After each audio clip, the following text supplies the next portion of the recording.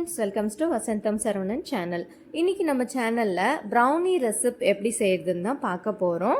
Without oven எதுவும் பயன்படுத்தாமல் நம்ம வீட்டில் சாதாரணமாக இட்லி பாட் இருக்கும் இல்லையா, அந்த இட்லி பானையில் ப்ரௌனி எப்படி செய்கிறதுன்னு தான் இன்றைக்கி நம்ம வீடியோவில் பார்க்க போகிறோம். சிம்பிள் அண்ட் டேஸ்டியாக நல்ல ஃபக்ஜியான ஒரு ப்ரௌனி சூப்பராக இருக்கும். இது கண்டிப்பாக ட்ரை பண்ணி பாருங்கள். இப்போ ப்ரௌனி ரெசிபி எப்படி செய்யுதுன்னு பார்க்கலாம். வீடியோக்குள்ளே போகிறதுக்கு முன்னாடி நம்ம வசந்தம் சரவணன் சேனலை சப்ஸ்கிரைப் பண்ணாதவங்க சப்ஸ்கிரைப் பண்ணிக்கோங்க.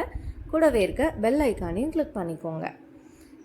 ஃபஸ்ட்டு இந்த ப்ரௌனி ரெசிபி செய்கிறதுக்காக 70 கிராம் அளவுக்கு பட்டர், அன்சால்டட் பட்டர் எடுத்து வச்சுருக்கேன். இப்போ இது ஒரு பவுலுக்கு மாற்றிக்கலாம்.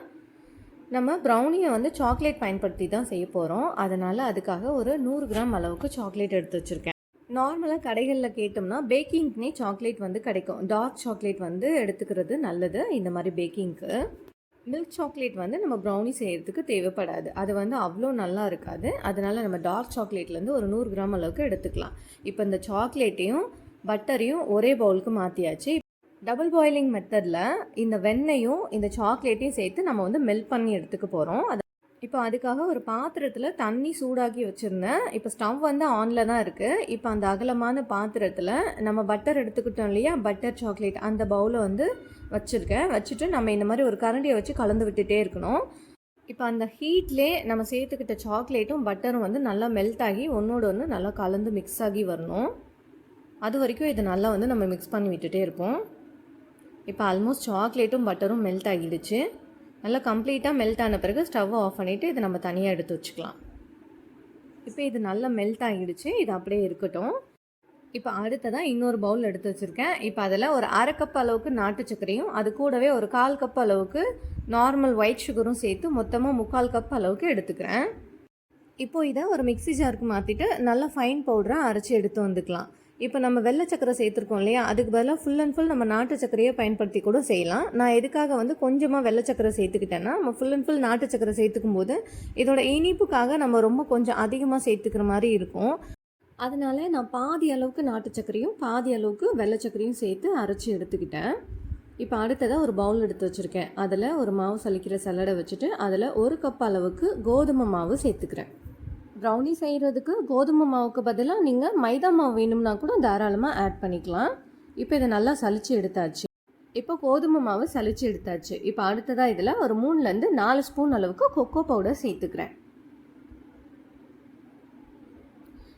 அடுத்ததாக இதில் 1 ஸ்பூன் அளவுக்கு பேக்கிங் பவுடர் சேர்த்துக்கிறேன். பேக்கிங் சோடா கிடையாது, பேக்கிங் பவுடர்.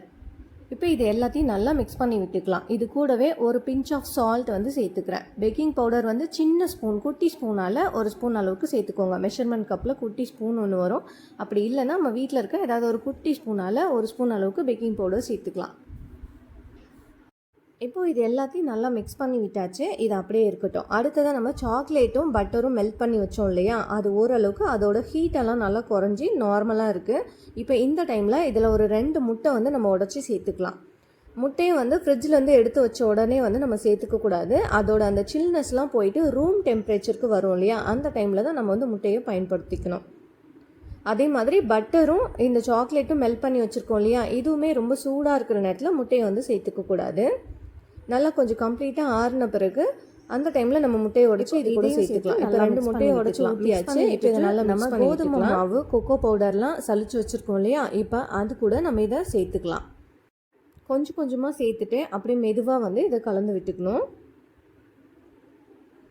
பேட்டர் ரொம்ப திக்காக இருந்துச்சுன்னா நம்ம கொஞ்சமாக பால் காய வச்சு அதை ஆற வச்சுட்டு அதுக்கப்புறம் நம்ம இது கூட 1 or 2 ஸ்பூன் ஆட் பண்ணிக்கலாம்.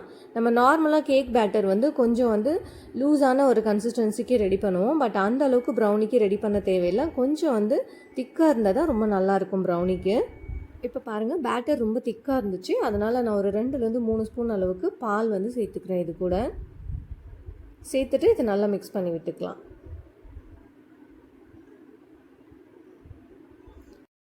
இப்போ ப்ரௌனி செய்கிறதுக்கு பேட்டர் ரெடி பண்ணியாச்சு. இது அப்படியே இருக்கட்டும். இப்போ அடுத்ததாக நம்ம கேக் ட்ரே ரெடி பண்ணி வச்சுக்கலாம். அதுக்காக ஒரு இந்த மாதிரி ஸ்கொயர் ஷேப்பில் இருக்க ஒரு ட்ரே ஒன்று எடுத்து வச்சுருக்கேன். இப்போ அதில் கொஞ்சமாக நம்ம பட்டர் தடவிட்டு பட்டர் ஷீட் போட்டு வச்சுக்கலாம். அந்த ஷீட்டுக்கு மேலேயும் கொஞ்சமாக நம்ம பட்டர் தடவி வச்சுக்கலாம். இப்போ கேக் ட்ரே ரெடி ஆகிடுச்சு. ரெடியான பிறகு இதில் நம்ம ரெடி பண்ணி வச்சுருக்கிற ப்ரௌனி பேட்டரை சேர்த்துக்கலாம். சேர்த்துட்டு இதை நல்லா நம்ம டேப் பண்ணி விட்டுக்கலாம். டேப் பண்ணி விட்டுட்டு அடுத்ததாக இதுக்கு மேலே கொஞ்சமாக நட்ஸ் வந்து சேர்த்துக்கலாம். நட்ஸுக்கு பதிலாக நம்ம சாக்கோ சிப்ஸ் சேர்த்துக்கலாம். அப்படி இல்லைன்னு சாக்லேட்டை கூட நம்ம வந்து ஸ்கொயர் ஷேப்பில் கட் பண்ணி வந்து சேர்த்துக்கலாம். அது நம்மளோட விருப்பம் தான். நான் கொஞ்சம் பாதாமும் பிஸ்தாவும் கொஞ்சம் கட் பண்ணி வச்சுருந்தேன். இப்போ அதை வந்து இது மேலே அழகாக இந்த மாதிரி தூவி விட்டுக்கலாம். பார்க்கவே ரொம்ப அழகாக இருக்குது பாருங்கள். அவ்வளோதான். இதுக்கப்புறம் இதை நம்ம பேக்கிங் தான் பண்ண போகிறோம். இன்றைக்கி பேக்கிங் பண்ணுறதுக்காக இட்லி பாட் தான் எடுத்து வச்சுருக்கேன். இட்லி பாட்டில் தான் நம்ம வந்து இந்த ப்ரௌனியை பேக் பண்ணி எடுத்துக்க போகிறோம். ப்ரௌனி ரெடி பண்ணுறதுக்கு ஓவன் இருக்கணும்லாம் அவசியம் கிடையாது. நார்மலாக நம்ம வீட்டில் யூஸ் பண்ணுற குக்கரு இல்லாட்டி இட்லி பானை பயன்படுத்தி நம்ம தாராளமாக செஞ்சுக்கலாம். இதோட அவுட்புட் ரொம்பவே சூப்பராக ஓவனில் செஞ்ச மாதிரியே கிடச்சிருந்துச்சு. இப்போ பாருங்கள், ஒரு இட்லி பாட் எடுத்து வச்சுருக்கேன். அதில் கொஞ்சமாக சால்ட்டு சேர்த்து வச்சுருக்கேன். அதில் ரவுண்ட் ஷேப்க்கு இந்த மாதிரி ஒரு ஸ்டாண்ட் வச்சுருக்கேன். இப்போ இது ஒரு 5 நிமிஷத்துக்கு நம்ம ப்ரீ ஹீட் பண்ணி வச்சுக்கணும். ப்ரீ ஹீட் பண்ணதுக்கப்புறமா நம்ம கேக் ட்ரேயை வந்து இதில் சென்டராக ப்ளேஸ் பண்ணி வச்சுட்டு அப்படியே மூடி போட்டு வச்சிட வேண்டியதான். அப்படியே இது ஸ்டவ்வை ஸ்லோ ஃப்ளேமில் வச்சுட்டு ஒரு 35 மினிட்ஸ்க்கு அப்புறமா ஓப்பன் பண்ணி பார்க்கலாம்.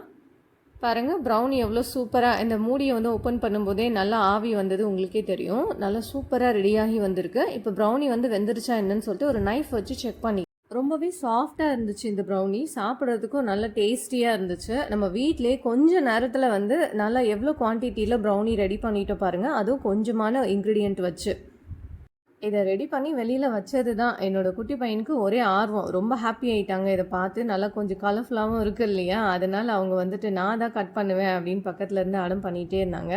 அது மட்டும் இல்லாமல் நம்ம நார்மலாக கேக் செஞ்சாலே எப்போ செஞ்சாலுமே அவங்களுக்கு வந்து ஹாப்பி பர்த்டே பாடணும் அப்படின்னு சொல்லி எக்ஸ்பெக்ட் பண்ணுவாங்க.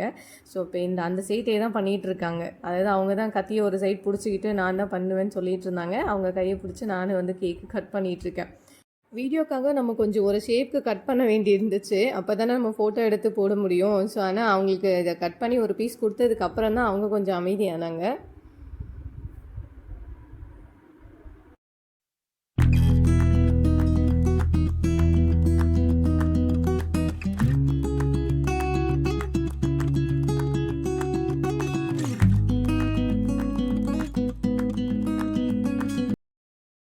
அவ்வளோதான், ப்ரௌனியை ஒரு வழியாக கட் பண்ணியாச்சு. பாருங்கள், பார்க்குறதுக்கே நல்லா சாஃப்டாக இருக்குது. சாப்பிட்றதுக்கும் ரொம்ப ரொம்ப டேஸ்டியாக இருந்துச்சு. ரொம்ப ரொம்ப சிம்பிளான ஒரு மெத்தடில் நல்ல சூப்பரான பேக்கரியில் கிடைக்கக்கூடிய அதே டேஸ்ட்டில் அதை விடவுமே ரொம்ப ரொம்ப எம்மியாக இருந்துச்சு இந்த ப்ரௌனி.